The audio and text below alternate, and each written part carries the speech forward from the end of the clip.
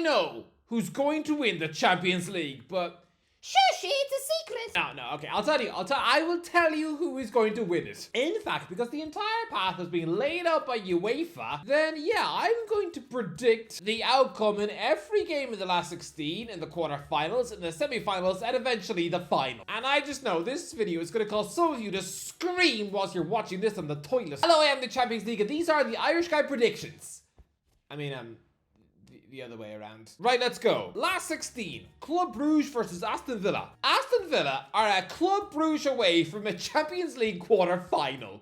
What? The club who 5 minutes ago were rotting in the championship and having fat blokes storm their pitch to punch their captain in the face. I mean, you know how awful Southampton have been this season? They are even more embarrassing than Jamie Vardy's choice of wife. Yeah, it only feels like 10 minutes ago that Aston Villa were worse. Bottom of the league, with Julian Lescott tweeting out cars, centre-backs refusing to play for the club, and they were desperately pleading with Mick McCarthy to become their new boss. The club were so far in the mud, they probably had worms up their nose. The fact they're now in a Champions League last 16 tie is mind-boggling. And the fact that it's just a routine trip to Belgium. I know they lost here 2 months ago, but that was only because Tyrone Mings picked up the ball. I mean, someone make sure that if he's on the pitch, his hands are firmly sellotaped to his waist. I just can't get over how Aston Villa are in such a glorious position. I mean, remember back in 2020 when we saw Aston Villa score 7 past Liverpool? In internet terms, that was a bit like when the meteor woke up Godzilla, as this was the game which put Anfield Agenda on the map. Yeah, imagine telling anyone just a few years down the line that this freak show match would actually be a Champions League quarter-final, because that is what is favoured to happen now. Look, let's not completely underestimate Bruges here. I mean, dumping out Europa League champions Atalanta in the playoffs was some wickedly fantastic behaviour. Atalanta are 3rd in Serie A, so I don't want to see any arrogant Villa fans treating them as if they're just a squad of fat squirrels. No, this will be tricky, but I think Emery scrapes a vital 1-0 win in Belgium, a late Ollie Watkins goal before, a nervy 2-1 home win, 3-1 in aggregate. Villa are through.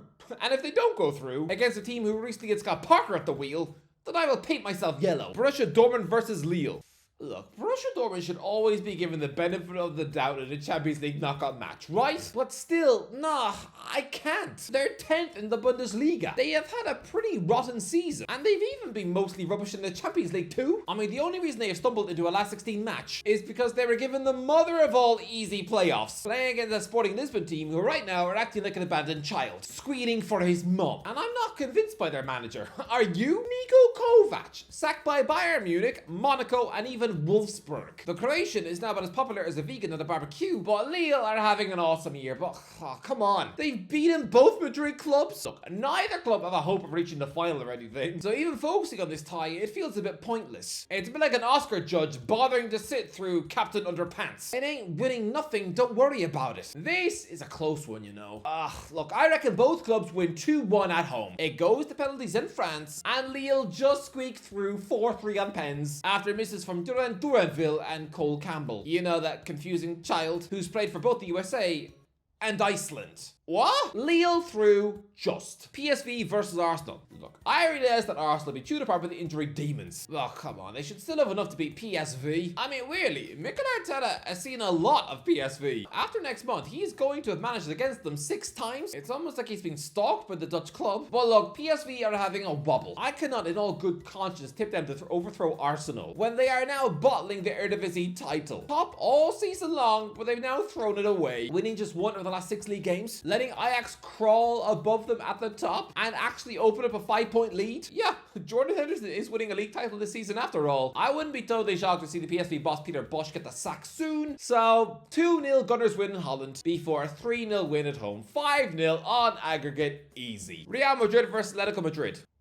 Penalties. I'm sorry, but penalties will separate this tie. People are scared of Real Madrid. Terrified, but can we sort of relax? People speak about them being the unequivocal best team in the world by a mile. What, you mean the team who've only been top of La Liga for 4 weeks this season? A team who failed to win 14 games this season? Losing 7? Real and Atletico have already played each other twice this season, both 1-1 draws. So anyone assuming this is a cakewalk for Carlo Ancelotti's boys? Absolutely not. Just 1 point separates these teams in the league. I could easily see Diego Simeone triumphing over Ancelotti here. Absolutely. Isn't it kind of nuts? And when this sack culture whirlwind of modern football management, it's actually kind of astonishing how this managerial matchup existed in the Champions League final in 2014. 10.5 years later, these two men are still managing these exact same clubs in a Champions League quarter final. That is kind of wow. I mean, to be fair, it is also incredibly freaky that Carlo has since snuck in a cheap, cheeky, quick fling at Everton. I mean, that's a bit like if Brad Pitt and Angelina Jolie got back together now, and she finds out that this Hollywood hunk actually shacked up with someone who looks like the dwarf of Game of Thrones. But again, penalties. I reckon Atletico snatch a 1-0 win at the Bernabeu before Real then win 1-0 at Atletico. It will eventually force penalties, and yeah, 5-4 Real win after Alexander Sorloth misses one. Just you watch. This will be so close. Feyenoord versus Inter Milan. How is Robin van Persie managing in a Champions League knockout tie just months after losing 9-1 at AZ Alkmaar? What? He was stood on the touchline watching Troy Parrott score 4. RVP was surely then seen as the Wayne Rooney of Dutch management, losing 9-1 and then months later getting a Champions League tie as a reward? What? It would have been like when Roberto Martinez got thumped 9-1 with Wigan in November 2009, which he did. It'd be like if a few months later, he was then Arsenal boss, managing against FC Porto in the Champions League. Now, it makes about as much sense as Jeremy Lynch being in Kung Fu Panda 4. Van Persie looked like total coaching vomit at Heerenveen just a few months ago. And yet somehow, this managerial rookie is now sitting in Arne Slot's seat. In the space of a few months, going from Slot to Van Persie. It's like if Match of the Day had replaced Gary Lineker with Thogden. I'm sorry, but this is the biggest mismatch in the list. Simone Inzaghi's going to absolutely run rings around this 41-year-old novice. I think it's embarrassing to give him the job. And why? Because he's a club legend, apparently? Is he, though? Because last I checked, he quit you at 20 and returned at 37, giving the best years of his career to 3 other clubs instead. And that's enough to give him the job now? Like when Everton tried to offer Wayne Rooney a management interview. Again, if these blokes ditch you as kids and only rejoin you when they've now got a weak metabolism and suddenly have to squint at the TV, they are not club legends. Giving him this match is madness, and it's going to be woefully embarrassing. Even bringing Giovanni Van Bronckhorst back to the club would have been better than this. 4-0 Inter Milan win in Holland before a 6-0 win back in Italy. Yeah. 10-0 on aggregate. I'm telling you, this is going to be embarrassing. This is like when Gary Neville was totally out of his depth at Valencia. Honestly, lads, if I not go through, then I will walk to China. Bayern Munich versus Bayer Leverkusen. Again, like the Madrid derby, this tie is a flip of the coin. I know many of you will be thinking you're very clever to back Bayer Leverkusen to go through here, because you all think that Xabi Alonso is the next super coach, whilst you remain unconvinced by Vincent Kompany. I get it. You can't unsee that miserable Burnley nightmare last time out. I don't blame you. It would also be hard for me to take Shutter Island seriously if I'd seen DiCaprio milking a pig in his underpants. Leverkusen have still only lost 1 league match since May 2023. They are still a brilliant team, and they've drawn with Munich twice in the league and beaten them in the Pokal Cup. But just look at the star firepower in Bayern Munich squad. Look, Bayern have been inconsistent in Europe, sure. I mean, I said they topped the league, winning every match. Instead, they've lost to Aston Villa and been thumped by 3 goals each against Barcelona and unforgivably Feyenoord. Oh yeah, and they were seconds away from losing to Celtic at home. So if you want to say that a Leverkusen win makes more sense, go right ahead. I'm not going to look at you as if you just admitted to kissing dead seagulls, but I'm sniffing out a 1-0 Bayern win at home, Harry Kane goal, before grinding out a 0-0 draw at Leverkusen. Honestly, Kompany just wins this one. Benfica versus Barcelona. Wow. After the craziest Champions League game I've seen in yonks, that stupidly bizarre 5-4 Barcelona win in Portugal just a few weeks ago, it feels fitting there's a rematch. Good. And look, Bruno Lage's Benfica are a very decent side, but they are crazily inconsistent. So let's say a 2-1 Barcelona win in the first leg before a 3-0 Barcelona win at home. 5-1, pretty comfortable. And lads, if Barca do get dumped up at Benfica, then I will drink a mud puddle through a straw. PSG versus Liverpool. The big one. Arguably the most mouth-watering tie in the list. Lads, what was the point of finishing first? Seriously, Liverpool cruised at the top with the Champions League standings, and you get rewarded with a big monster trip to PSG? That is so unfair. That's a bit like finishing top of your class, acing all of your homework, and then you still get invited to have midnight dinner at your PE teacher's house. Oh, that's good. I was looking forward to mashed potato and therapy for life. Whisper it quietly, but PSG are class again. Who would have thunk it? But after washing the egos out of their life, Luis Enrique has actually carved out a proper team. I mean, lads, it should prove how half-hearted the PSG celebrities treated Ligue 1 for years. That they never ever bothered to give their fans a pristine, invincible season. Oh my god, they had Zlatan, Cavani, Di Maria, Neymar, Messi, and Mbappe. And they never ever produced an unbeaten season in the league. Those stars to the PSG team shouldn't really have lost to anyone in Ligue 1. But they weren't switched on then, but now, oh finally, they're on course for a first ever invincible season. Finally. And since December, they've been really class. On fire. They've netted 21 goals on their last 5 Champions League nights. I think Liverpool should be scared. Enrique has landed on the perfect balance. And a front three of Barcola, Dembele, and Kvaratskhelia. I'm saying it right now. Kvaratskhelia. That is saucy beyond belief. And I think they have too much for Liverpool's fullbacks. I think Barcola absolutely destroys Alexander-Arnold, whilst Kvaratskhelia will do the exact same to that aging former Hull City left back. I think Liverpool are going to have a painful night in Paris. 3-1 to PSG. Look, Liverpool will go for it in the second leg. They'll be leading 2-0 on the night before a disaster strikes as someone like Gonzalo Ramos pokes in a scruffy last-minute goal. I'm telling you, PSG will go through. And for those of you who think this is madness, no. Does nobody remember the total anticlimax the last time Liverpool were running away with the league? Unequivocally, the best team in England in 2020 still dumped out of the Champions League in the last 16. People are sleeping on PSG, but they've got a brilliant defense, a wonderfully exuberant midfield, and a devastating forward line full of trickery and pace. Liverpool fans don't seem like they're scared of PSG, but lads, they should be.